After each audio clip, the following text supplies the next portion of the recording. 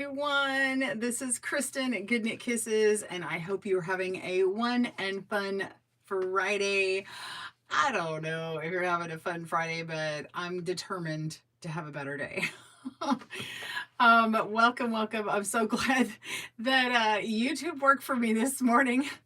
Last week I had a bit of a fub because it was turning my videos sideways, but now I think I have mastered it and I'm actually on time this morning. So hopefully y'all are joining me live here in a second and it will kick in. And anyway, we'll see you guys coming on. So be sure and say hello when you jump in. If you're joining me on the replay, I'm so glad that you stopped by. Thank you so much. So I take the Fridays at 10 a.m. Central Standard Time to talk to you about what's coming up in tutorials for Good Knit Kisses on Saturday mornings. So yeah, every Saturday or nearly every Saturday, we will have a tutorial on Good Knit Kisses, and it's usually going to be knitting or crochet or loom knitting, well, loom knitting is knitting without needles, or we'll work with a weaving loom like we're doing this month. We're actually working with a potholder loom. Yours doesn't have to look like this. It can be one of those metal ones. That's totally fine. Yeah, so this is the month of potholders. And you can actually make them bigger than this one. There's actually larger ones. Let me give you a little preview. There are these 27 peg ones. Look how big this one is. So I'm working with these little small ones, but the potholder patterns that we are previewing, the triple P effect with Piglet's potholder patterns, I'm showing you how to make a bunch of their designs. This is one that I had done before. I just happen to have it sitting there. But this one is the 5-inch size that we're working on this month and actually coming up tomorrow. This is the zigzag twill. And then last week we had this one right here. This one is the padded basket weave right here. And then we have two more coming up this month. One is the diamond twill. And then I'm looking at the names, the square spiral. So those are the other ones that are coming up this month. We've had a few people say, oh, these are just still too small for me. Well, we'll have to have a tutorial, yes, for stitching these together, and then you can make your own design. You can do all the same or quarter turn them or even make them all the same color, but make 4 different ones and then make a larger, like a 10 by 10 trivet or larger pot holder or even like a long runner or something. So I'll have to make a tutorial like sewing them together and showing you how to do that. So that'll be something we'll do in the future. But for now, I'm going to show you how to make a bunch of them. We have shown some basic ones before that were not part of that Piglet's potholder patterns, which we do have permission to use for Creative Commons license anyway, but they happen to be in that pattern book. I actually found all the ones I've taught before. I'm like, oh, they're in there. So I wasn't looking at the book before. But anyway, I've actually printed out their whole thing, and it's enough for like a big binder. So if you get ambitious and download their whole PDF, just watch out before you start printing. Because it's a lot of pages. So I recommend if you're going to do it, you could just open it up and find the pages that we're going to reference, and we're going to teach you those individual ones, and then you'll learn how to kind of read those patterns and understand them, and you can launch on your own, or I will be teaching them to you. And we actually go and give you verbal row by row instructions. This is what you do to lay it out. This is what you do under, over, under, and repeat, or whatever for that particular pattern. So we're trying to make that work for you, especially if you are visually impaired and you like the video because someone's audio like saying it to you what to do on that row. And yeah, so I think that would be helpful as well. And then of course you can take the patterns and print them out. But I will say, I did talk about last week, and I want to clarify this before I move on and say hello to everybody who's jumped on. So we have these papers, and they are in a link on our blog. So we're doing the written pattern on the blog and showing you pictures, but the charts are available and there's a link for them. But I'm teaching you right-handed, and then when I say I'm doing left-handed, actually what it is it's the reverse of the chart. So you're seeing me literally flip the image, and it's my left hand doing the work, and the image is not flipped. I'm not showing the chart on there, but what you end up making goes in the opposite direction. So if you are right-handed and you're like, can I make it in the opposite way? Like maybe I like this thing, like when we do the, now let me show you an example. When we do the square spiral, you know, it's going like this. Well, maybe you want it to go in the opposite direction. So there may be a different reason why you want to do that, or you just need someone literally showing you how to do the left-handed, or hear it audio wise going from, you know, right to left or left to right. So keep those in mind when I say right-handed or left-handed. So anyway, I want to jump on and say hello to everyone coming in. Welcome to Marlene. I see you. She's one of our VIPs. She's got my little face on her badge there. We have Val. Welcome. She's in Manitoba. Welcome to you. Hi, Alicia. Lori, good morning. She's one of our VIPs. Hello. We've got Joanne at GoodKnitKisses on here. Alicia, oh, you need help on my soap bag. Oh, okay. I did not see that message.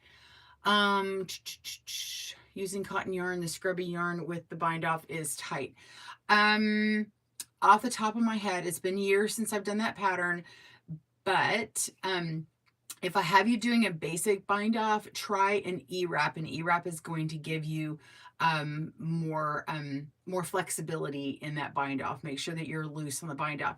If that doesn't help, or if it does help, just message me again and tell me if that worked, or if that addresses your issue, and let me know. I'll go check it out. But I didn't see that message. I'm sorry. Hey, we have Slan. I don't know if that's your name, but welcome. I'm so glad you're here. So I'm so glad everyone's here. Just wanted to pop on and let you know again about our Potholder month. We are working with the Cindywood loom. A few questions on this loom. We do have a coupon code for $5 off the looms that are on their site. I did tell everybody about the loops that you can get. And I did get the Harris loops from them. You can buy them from Harris, but if you're already buying the loom, you can get it. The coupon code for $5 off only works for looms. And if you're having trouble, just reach out to Cindywood, but we do have a link for those in our blog to tell you how to go, but make sure you use the GoodKnitKisses code if you're buying an actual loom. But any yarn and patterns is not, and loops are not included in the $5 off. So I hope that helps if anybody had a little bit of a trouble.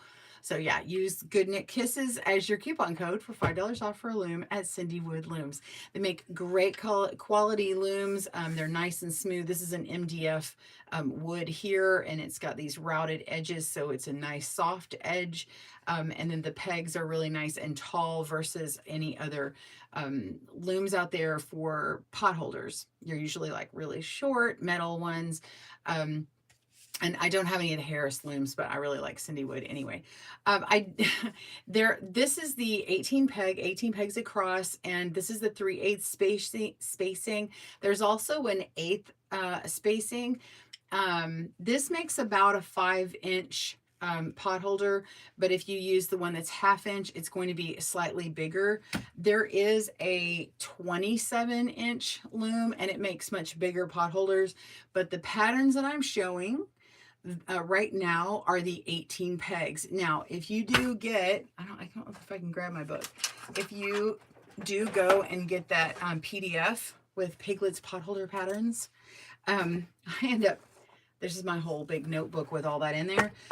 You may find some 27, I think I actually just printed, these are all of the 18 peg ones, not the 27, but there are several, I don't know remember how many there are, but there are several 27 and 18 peg patterns that are basically identical. It's just the 27 pegs makes it longer. So you could repeat some of these patterns over and over, like especially the one for this week and last week.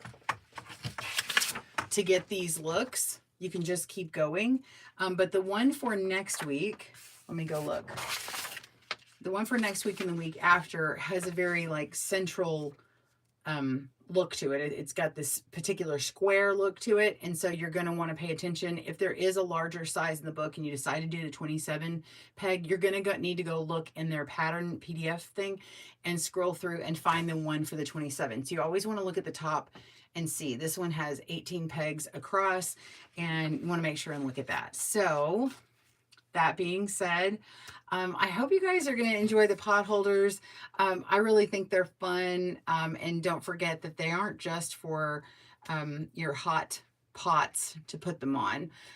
They're great for using picking up hot things, pulling in and out of the oven, but also you can stitch them together and put them on your table or your bureau or whatever you use, you know, for setting out all of your hot things in a big serving area. I love just in the middle of the table, family style. That's always nice to me. So anyway, I hope you guys like that. Yeah, and then to follow the patterns in this series, you're going to need this 7-inch. So this is from Cindy Wood Looms. It's a 7-inch small, and it's also called 3/8. That's the gauge or the spacing between the pegs. And again, they do have a 1/2 inch with this 18 peg in their library of looms. I don't know if they call that, what size they call that, but I know it's 18. So you want to make sure and get the loops that are for the loom that you are working on though. Yeah. So anyway, they're pretty simple to do. The first 2 weeks, last week and this week, are really simple. You could probably get them done within 30 minutes and get a couple cranked out in an hour. This one coming up next week will take a little bit longer. You got to pay attention to the pattern more. It's so pretty though.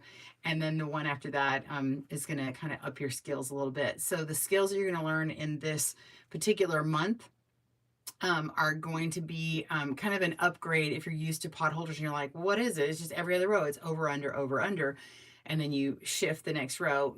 This particular series, we are doing it where you're going over multiples at a time or under multiples, or a pattern of 1 here, but 2 over here and 3 here, whatever, to get this particular pattern. So teaching you to kind of read those, and then moving forward, we'll do 1 a month, but we'll still work back into our crochet and knitting and all of that stuff. So anyway, I hope that has helped you guys today, and I'm excited about tomorrow. Yeah, so that's it for today. I don't know if anybody has any questions, but again, you can write me, Alicia, just let me know if that helped you. She says, thanks, I'll try that. Okay, so that probably answered that question there. All right, well, I'm gonna head out. Got some things going on this morning. Much love to you all. Take care and have a great weekend. Yes, Lori, I will join y'all for that. So I gotta go grade some homework for these kids. But I will be there for Zooming for our members, our VIPs. So we'll see you soon. Bye, everyone, and happy knitting and crochet.